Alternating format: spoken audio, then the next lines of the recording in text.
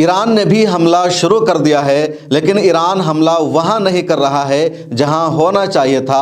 پوری دنیا کے مسلمانوں کو انتظار تھا ایران کا حملہ اسرائیل پر ہوگا، امریکی ٹھکانوں پر ہوگا، لیکن ایران نے حملہ مسلم ملکوں پر شروع کر دیا ہے۔ ایران نے پہلا حملہ عراق پر کیا، شام پر کیا، اور اب پاکستان پر بھی ایران نے حملہ کیا ہے۔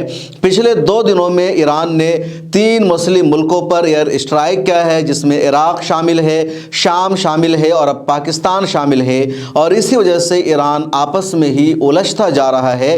عراق نے حملہ ہونے کے بعد اقوام متحدہ کی سلامتی کونسل میں ایران کے خلاف شکایت درج کرائی ہے۔ اس کے علاوہ عراق نے اپنے سفیر کو بھی ایران سے واپس بلا لیا ہے۔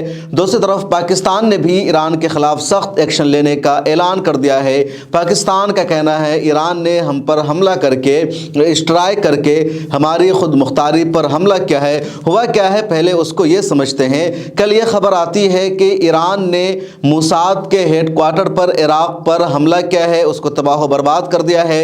بعد میں یہ خبر سامنے آتی ہے کہ جس جگہ پر ایران نے حملہ کیا تھا وہ موساد کا ہیڈ کوارٹر نہیں بلکہ وہ داعش کا ٹھکانہ تھا۔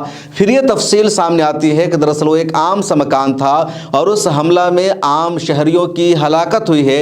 جن لوگوں کی ہلاکت ہوئی ہے عراق میں ایران کے ڈرون حملے کی وجہ سے، میزائل حملے کی وجہ سے، ان کا کسی بھی تنظیم سے تعلق نہیں تھا۔ یہ حملہ ایران نے عراق میں جو کیا تھا وہ اربیل شہر میں کیا تھا، اور جہاں پر حملہ کیا وہاں پر امریکہ کا قونصل خانہ بھی ہے۔ ایران نے پہلے یہی دعویٰ کیا کہ وہ موساد کا ہیڈ کوارٹر ہے، اس کو ہم نے تباہ کیا ہے، لیکن اسرائیل کی طرف سے ابھی تک اس حوالے سے کوئی بھی اپڈیٹ سامنے نہیں آئی ہے۔ پھر ایران کی میڈیا نے یہ بھی دعویٰ کیا کہ وہ داعش کا ٹھکانہ ہے۔ پھر ایران نے شام میں بھی ایک ٹھکانے پر حملہ کیا اور ایران نے ایسا ہی دعویٰ کیا کہ وہ داعش کا ٹھکانہ ہے۔ شام کی بشار الاسد سرکار کی طرف سے ابھی تک کوئی رد عمل سامنے نہیں آیا ہے، اور آج صبح یہ خبر سامنے آتی ہے کہ ایران نے پاکستان کی بلوچستان علاقے پر حملہ کیا ہے۔ ایران کا دعویٰ ہے کہ جس ٹھکانے پر حملہ کیا ہے وہ بلوچستان کی ایک سنی تنظیم جس کا نام جیش العدل ہے اس کا ٹھکانہ تھا، اور اس تنظیم کے ارکان بلوچستان میں ایران کی سرحد پر لگاتار جھڑپوں میں ملوث رہے ہیں۔ ایران کی سیکورٹی فورسز کے ساتھ ان کی لڑائی رہی ہے، تو ایران نے جیش العدل کے ٹھکانے پر بلوچستان میں حملہ کیا۔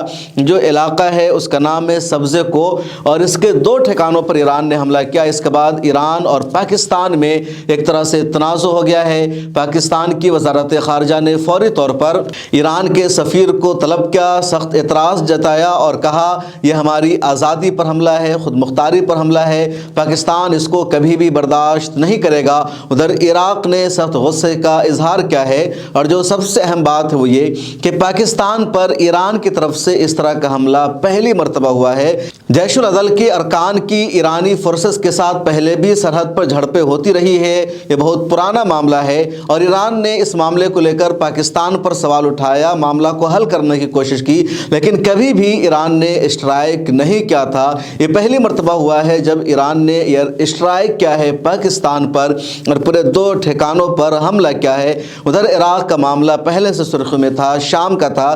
اب دنیا سوال ضرور پوچھ رہی ہے ایران سے کہ ایران کو حملہ کرنا تھا اسرائیل پر، غزہ پٹی پر اسرائیل کے حملوں کو روکنا تھا، اسرائیل کو جواب دینا تھا، لیکن ایران اسرائیل سے براہ راست لڑنے کے بجائے مسلم ممالک پر اس نے حملہ شروع کر دیا، ایئر اسٹرائک کر دیا، میزائل داغنا شروع کر دیا ہے۔ آخر کیوں؟ ایران کی اس جنگی حکمت عملی کا مطلب کیا ہے؟ ایران نے یہ راستہ کیوں اختیار کیا ہے؟ ایران نے جن تنظیموں پر حملہ کرنے کا دعویٰ کیا ہے اس میں سے داعش سے سبھی واقف ہے۔ داعش کے بارے میں یہی کہا جاتا ہے وہ دہشت گرد تنظیم ہے، امریکہ اور اسرائیل نے اس کو بڑھاوا دیا ہے۔